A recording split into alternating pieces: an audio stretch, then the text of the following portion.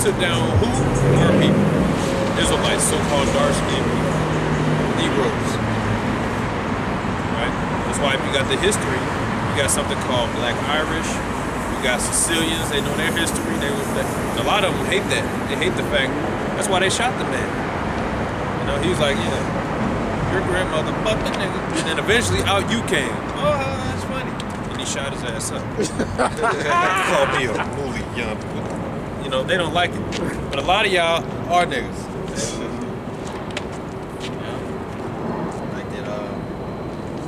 Think of that. I'm saying a lot, not all of you. Right. We just gotta clarify, because we're not saying every single Italian is an Israelite. But if you understand history, then you will know that there's a good chance. Right. Rudy Giuliani, he Italian, but he a fucking devil. Yeah. A fucking devil. Like the movie A Bronx Tale. Had the Italian dating a so-called black woman.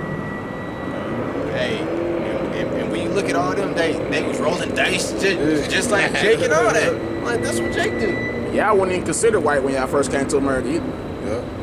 When y'all was really starting to flood New York as immigrants, they wouldn't even consider y'all white.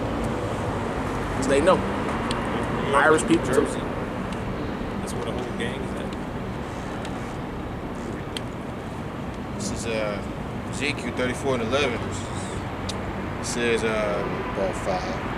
For thus saith the Lord power, behold, I, even I, will both search my sheep and seek them out. As a shepherd seeketh out his flock in the day, and he is among his sheep that are scattered, so will I seek out my sheep. We were scattered. And will deliver them out of all places where they have been scattered in a cloudy and dark day. Because in Romans 9, it tells you we are the sand of the sea. We were scattered on all four corners. But the Most High is going to redeem the Israelites from where they were scattered. And they're going to look like those other nations. They're going to be Hellenized. They're going to be considered Gentiles. That's what it's talking about. Go back. Back in Romans chapter 9, verse 27. He says, also cry concerning Israel, though the number of children of the children of Israel be as the sand of the sea, a remnant shall be saved. For he will finish the work and cut it short in righteousness, because a short work will lead Salakia. A short work will the Lord make upon the earth. And as Isaiah said before, except the Lord of Sabbath had left us a seed, we had been as Sodoma, and been made like unto Gomorrah.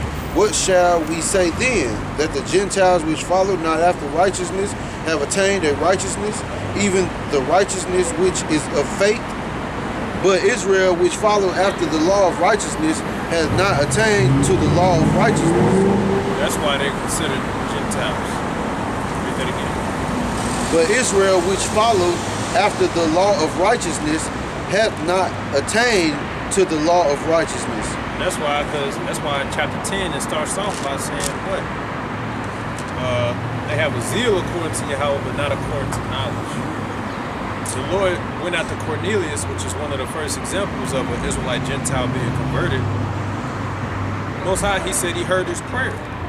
So what you learn from is that Cornelius, he knew he was thinking he was doing the right thing, but he wasn't all the way on point. So the Lord sent Peter down there to get him completely on path and to teach him Yahweh. Right?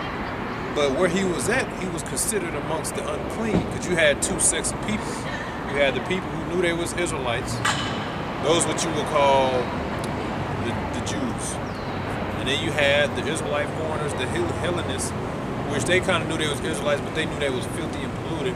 And they were shunned and looked down upon the Israelites that did know. That's why when Peter came back, he had to hide himself, because he knew they was going to be mad at him, because they was like, you went amongst uncircumcised and Gentiles, what the hell's your problem? And he had to break it down to him. So what you learn is back then there was a separation between those who knew they were Jews and those who did know, but they were being Hellenized. They were just filthy, right? So you got to know their history as well. Verse 32, wherefore, because they sought it not by faith, but as it were by the work of the law, for they stumbled at that stumbling stone. As it is written, behold, I lay in Zion a stumbling stone and rock of offense, and whoever believeth on him shall not be ashamed. That's right. So this is talking about those Israelites that knew they were Israelites, but they thought because of the law that they were going to be considered righteous. And that's why when the Lord came, they hated that because the Lord pretty much came to liberate. Trying to find. Let me type in those. Matthew 21.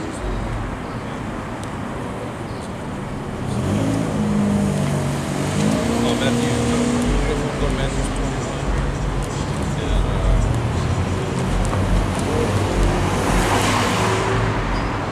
2.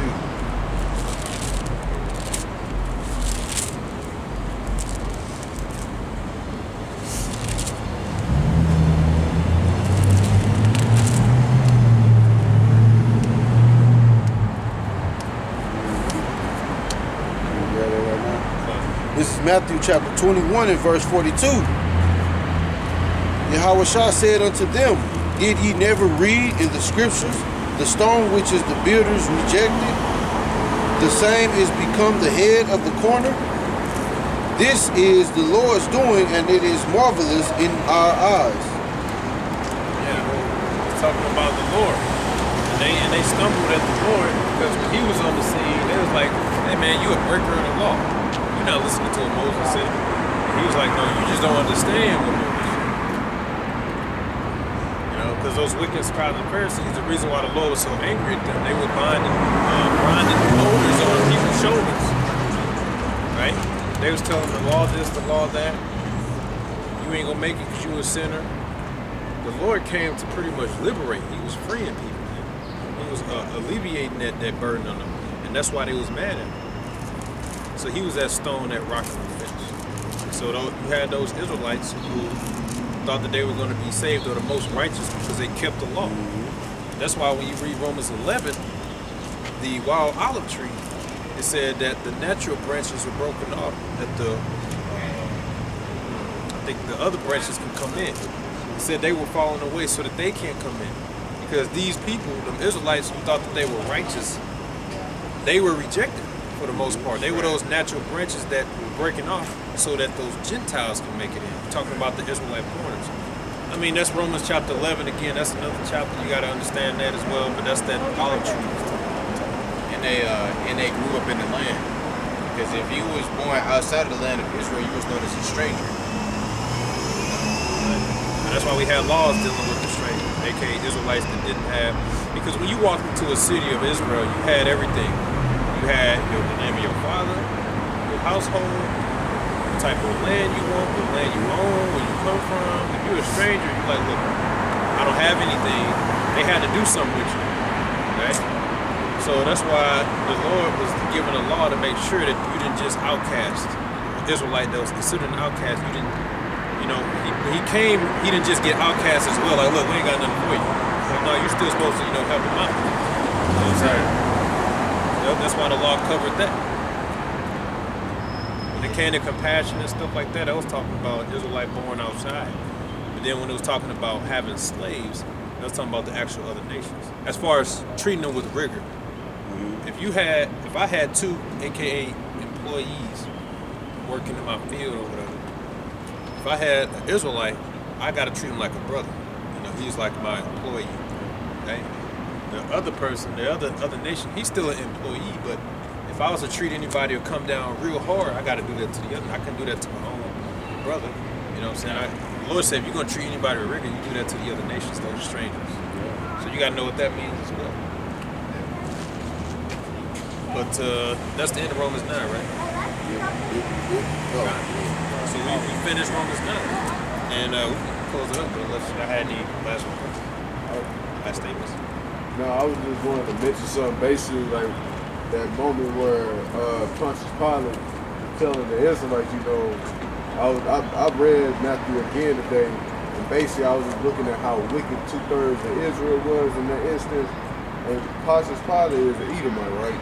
Okay, so basically, Pontius Pilate said this. He said, when Pilate saw that he could prevail nothing, but that rather atonement was made, he took water and washed his hands before the multitude, saying, I am innocent of the blood of this just person. See to it. Even as Edomite even saw Yahushua wasn't guilty of anything. That's why he like, it's on Yah. And then our people like, fuck it, his blood be on it. I'm like, damn. When we see it today, who the potential 2/3 might be, I'm like, damn, y'all really just ask for his blood to be on y'all in that way? That's why they get judged. Yeah, they messed up. And Pilate, he gonna get judged too. Even though he washed his hands, he's still a devil. Because he knew that there was no fault in him, so the right thing to do was to let him go. But the scriptures tell you he gave him up to satisfy them. He's like, look, just shut him up, kill him. That's unrighteous. You know, you the only one that had the power to free him. They told you that they couldn't kill him. They said it's not in our law. We can't touch him. You understand?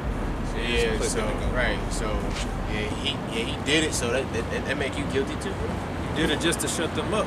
But you know, if you let them go, they couldn't kill him. They told you they won't. And if anything, you're supposed to let them do it. You're supposed to be like, oh, I don't want no problems. You should have listened to your wife. Yeah, Jake. Jake always finessing. So yeah, hey, Jake pulled you into this too easy. They push you in. They like, if you don't kill him, you ain't a real leader of Caesar. Yeah, Jake be trying to pull your card. And you should listen to your wife, Pilate. She told you. She said, have nothing to do with this man. I've been having nightmares ever since we locked him up. But you didn't listen. So the salvation, for the most part, Romans 9 is only for Israel. That's right. All right, y'all ain't got no part in it. You better shut your white mouth. I like that, man. Shut your white mouth. You shut your white mouth. That's just the fact, man. Romans 9 is talking about salvation only to Israelites. The Israelites are the so-called Negroes, Latinos, and Native Americans. We are God's chosen people. You don't like it, you better shut your white mouth. Listen to your pastor. He told you that. Okay? He said you better shut up. Okay? So, y'all got any last names? All right, so another good camp. So with that, we're gonna give our praises to Yahweh, Ba'ashem, Yahushua, Ba'ashem, Takadash. We're gonna say double honors to our apostles and elders, great millstone. We got you. Peace and blessings to the hopeful elect. How you doing, sir?